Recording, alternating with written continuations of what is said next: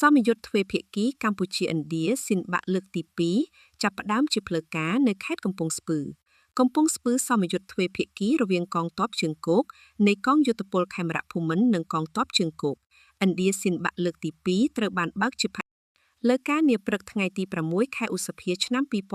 2026នៅមូលដ្ឋានកងយោធពលខេមរៈភូមិន្ទតេជោសែនភ្នំធំរះព្រៅស្ថិតក្នុងស្រុកសំរោងទងខេត្តកំពង់ស្ពឺ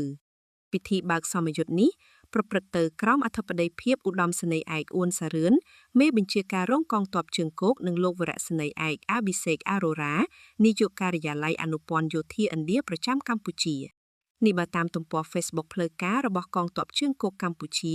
ដែលបានឲ្យដឹងថាថ្នាក់ដឹកនាំយោធានៃប្រទេសទាំងពីរបានសម្ដែងការពេញចិត្តចំពោះការរីកចម្រើននៃទំនាក់ទំនងនិងកិច្ចសហប្រតិបត្តិការរវាងកងទ័ពជើងគោកកម្ពុជានិងឥណ្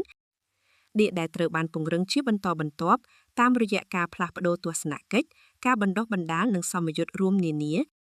សមយុទ្ធស៊ីនបាក់លើកទី2ឬ Cambodia India Bilateral Exercise 2គឺជាវេទិកាយោធាដ៏សំខាន់មួយក្នុងគោលបំណងពង្រឹងកិច្ចសហប្រតិបត្តិការនិងចំណងមិត្តភាពរវាងកងទ័ពជើងគោកនៃប្រទេសទាំងពីរ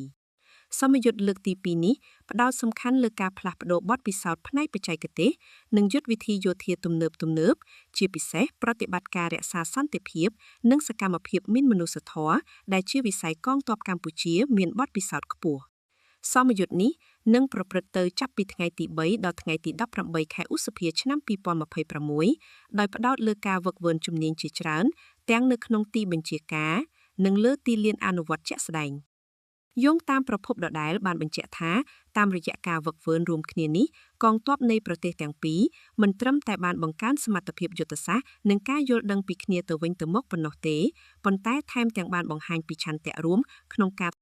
រួមចំណែកដល់សន្តិសុខនិងស្ថិរភាពក្នុងតំបន់ព្រមទាំងការត្រៀមលក្ខណៈឆ្លើយតបទៅនឹងបញ្ហាប្រឈមជាសកលនានាក្រោមឆ័ត្រនៃអង្គការសហប្រជាជាតិផងដែរទំនាក់ទំនងកម្ពុជាឥណ្ឌាត្រូវបានគេមើលឃើញថាជាទំនាក់ទំនងមិត្តល្អដែលមានឫសគល់វប្បធម៌រួមគ្នា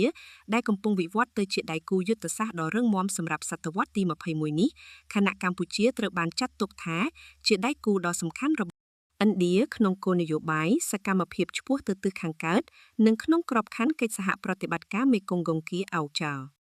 ប្រទេសទាំងពីរតែងតែគាំទ្រគ្នាទៅវិញទៅមកលើឆាកអន្តរជាតិដើម្បីលើកកម្ពស់សន្តិភាពស្ថិរភាពនិងការអភិវឌ្ឍប្រកបដោយចីរភាពក្នុងតំបន់ Indo-Pacific